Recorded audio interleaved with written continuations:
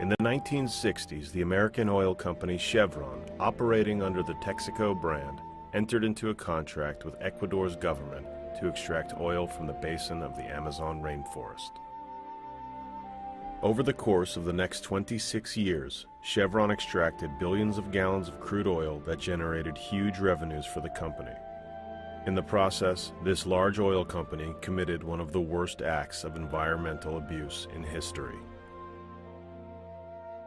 On the west coast of South America, straddling the equator from which it derives its name, lies the country of Ecuador. Slightly smaller than the state of Nevada, it is home to both the Galapagos Islands and the rainforests of the Amazon. In spite of its relatively small size, Ecuador is home to a vast array of animal and plant species. So much so that Ecuador has been named by Conservation International one of only 17 megadiverse countries in the world, a group of countries that harbor the majority of the Earth's species. Ecuador is also home to a number of native indigenous groups, including the Azucar, Sequoia, and Cofan nationalities. These people live off the land. They drink water from the rivers and use them for fishing, bathing, and cooking. And now, thanks to Chevron, they are sick and dying for doing so. To understand how Chevron caused things to go so horribly wrong in Ecuador, we must first take a look at what steps are normally taken to protect the environment when drilling for oil. Oil extraction typically begins when a well is drilled, and pits are created for the temporary storage of oil waste. The pits are lined with industrial tarp, which acts as a highly resistant membrane with puncture and tear resistance designed for heavy weight, liquid, and extreme temperatures. The tarp prevents oil waste toxins from seeping into the ground. While extracting crude oil, the drilling muds, toxic oil waste, and chemical lubricants are stored in the lined pits. In the separation station, crude oil is refined, and the remaining toxic water, what in the oil industry is known as produced water, is re-injected into the ground. When the drilling is complete, the oil sludge is disposed of and the pit is refilled, restoring the site to its natural state. This is the process Chevron and other oil companies generally followed when extracting oil in the United States. Much of the industry had used these drilling and waste disposal practices for years before Chevron entered Ecuador. In fact, in 1962, the American Petroleum Institute published a manual describing the proper re-injection of produced water into the ground. The manual stated, among other things, that extreme care must be exercised in the handling and disposal of produced water, and warning of possible seepage into nearby surface water sources or onto lands used for farming and grazing. Texaco itself had even patented a new technique for re-injection which addressed the problem of pollutants seeping into groundwater. Because Chevron knew that to not do so would cause considerable pollution problems. And in the United States, they followed these standards, but not in Ecuador. Here is what Chevron did in the Ecuadorian Amazon, one of the most fragile and biodiverse ecosystems in the world that is home to 5 indigenous groups. Chevron chose not to re-inject toxic produced water into the ground. Instead, the company installed pipes to drain the toxic wastewater into rivers and streams. And Chevron chose not to line its waste pits the way it had done in the United States, allowing toxins to seep into the soils and contaminate groundwater often relied on by local inhabitants for their drinking water. And rather than properly dispose of the toxic sludge in the unlined pits, Chevron chose to leave it there. The company installed pipes to transport the sludge and contaminated rainwater into nearby streams. Rather than capture the toxic natural gas during extraction, Chevron burned off the gases, a process known as flaring, producing huge flames and releasing dioxins into the environment. This blatant pollution and destruction took place right in the backyards of the indigenous peoples of Ecuador. The damage done by Chevron is evident and widespread, with hundreds of wells and toxic pits spread out over an area of 1,500 square miles, roughly the size of the U.S. state of Rhode Island. Chevron's own top legal official in Ecuador estimated the company dumped more than 16 billion gallons of toxic waste into the Amazon. Independent studies estimate more than 18 billion gallons of toxic waste were dumped. All of this while the indigenous peoples of Ecuador continued to use rivers and streams for their drinking water, bathing, and fishing, the same rivers and streams into which Chevron dumped its toxic waste.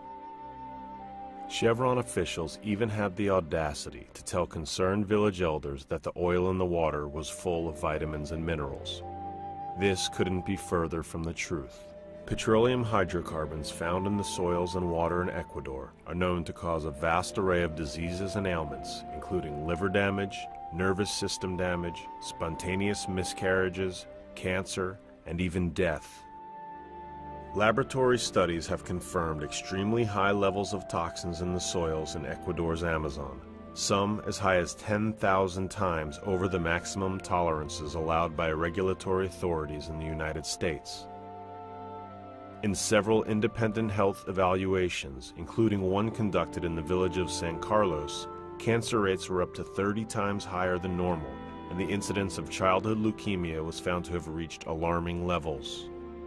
One analysis of health and population data found that more than 9,000 people in the area of Chevron's operations are going to contract cancer in the coming decades, even assuming Chevron undertakes an immediate and comprehensive remediation. This is the real human impact of exposure to oil contamination. The public health catastrophe resulting from Chevron's environmental destruction easily could have been avoided if Chevron had lined the pits and re-injected toxic wastewater as required by the law and industry standards. Why then did Chevron choose to use substandard operational practices in the delicate rainforest environment of Ecuador?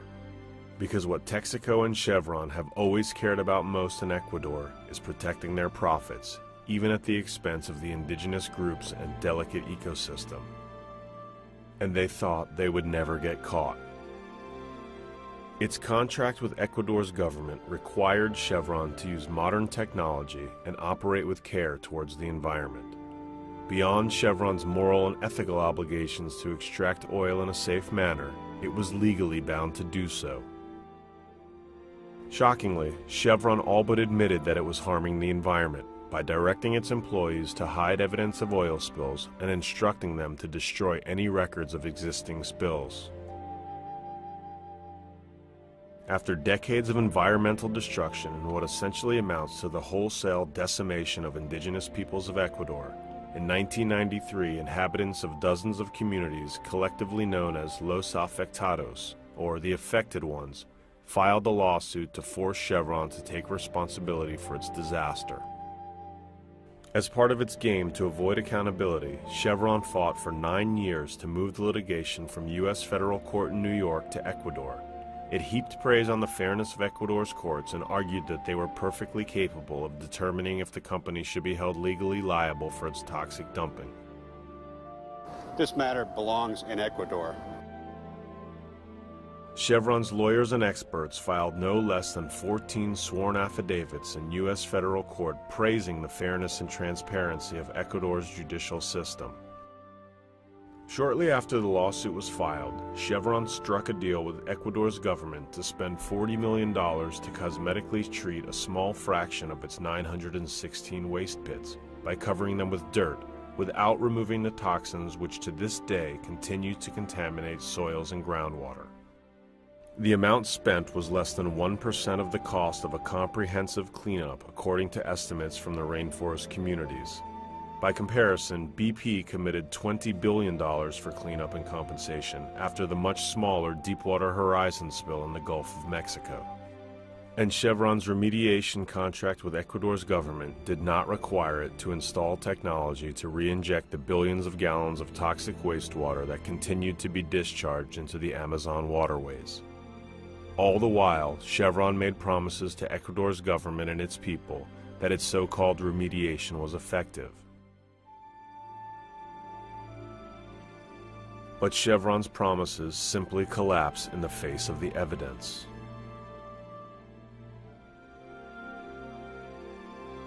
Chevron used a bogus laboratory test called the TCLP to quote-unquote prove that it had actually cleaned up its contamination. Chevron knew that the TCLP test captures only a tiny fraction of oil field contamination. Quite simply, Chevron's remediation has been widely condemned as a fraud. Chevron exposed the people of Ecuador to contamination far beyond acceptable levels under either U.S. or Ecuadorian law. According to Chevron, an oil company should be allowed to discharge petroleum hydrocarbons in Ecuador at 100 times the level allowed in most states in the U.S. Chevron has never explained why the people of Ecuador should be exposed to far higher levels of oil pollution than its own employees living near company headquarters in California. After years of Chevron's delay tactics and obstruction, an Ecuadorian court in 2011 found Chevron liable and ordered it pay $18 billion for a cleanup and to compensate the affected rainforest communities. The court also found that 16 billion gallons of produced water had been dumped into Amazon waterways, and that Chevron failed to clean up its unlined oil waste pits. But Chevron has stripped its assets from Ecuador and has announced that it will not pay the judgment. It is doing everything in its power to avoid responsibility. Rather than fix its toxic mess, Chevron launched a greenwashing advertising campaign that claims the company cares about the communities in which it operates. But the truth is that Chevron cares far more about its image than it does about the dozens of communities in Ecuador that continue to suffer from its reckless operational practices. Chevron is paying millions of dollars to lobbyists to pressure the U.S. government to cut trade preferences for Ecuador so that the country will be punished for letting its citizens bring a lawsuit against the company.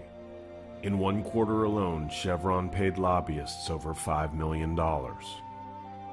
That's about 13% of the total amount Chevron spent on its fraudulent remediation. Chevron is more interested in throwing around its political weight than in doing the right thing.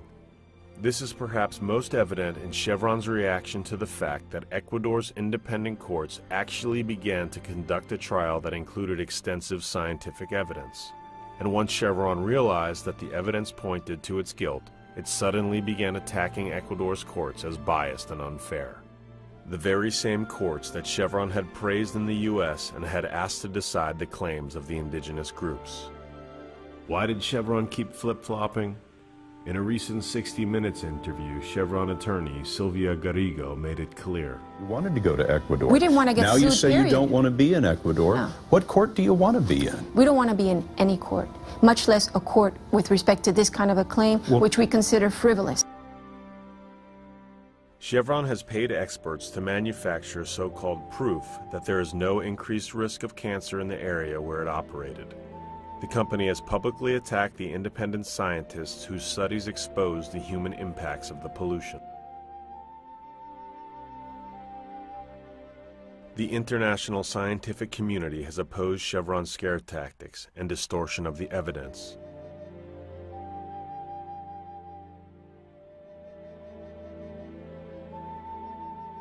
Chevron also used corporate spies such as this man, Diego Borja, to try and bribe an Ecuadorian judge on tape. Borja was caught and his attempt failed. Borja says that he has information that incriminates Chevron, but Chevron quickly moved him from Ecuador to an undisclosed location in the U.S., where the oil company pays him a salary while he does no work. Helping Borja in the entrapment scheme was the American Wayne Hansen, a convicted drug trafficker who vanished from the United States shortly after he was subpoenaed under federal court order. In a devastating email, Hansen threatened to expose Chevron's corruption of the Ecuador court process if the company did not pay him. He was last seen living in Peru. Chevron also pressured a military official in Ecuador, Manuel Bravo, to write a fraudulent intelligence report that was used to block a court inspection of one of the company's most notorious toxic waste sites.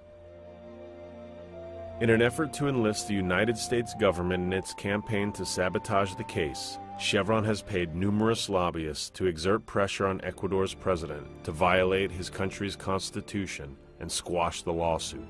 If Chevron succeeds in cutting U.S. trade preferences to Ecuador, the country would lose an estimated 300,000 jobs. 26 members of Congress successfully convinced U.S. trade officials to ignore these demands. While Chevron is spending millions of dollars to evade its responsibilities, it continues to attack the leaders of the Ecuadorian communities and almost anyone who advocates on their behalf. So now that Chevron broke the rainforest in Ecuador, what is it going to do to fix it? To this day, Chevron continues to claim it bears no responsibility for the destruction and deaths its operational practices have caused. Numerous soil samples taken from Chevron's well sites still show they contain high levels of cancer-causing toxins. Meanwhile, the people of Ecuador's Amazon rainforest continue to drink poisoned water and bathe, fish, and wash in streams and rivers that are filled with oil hydrocarbons.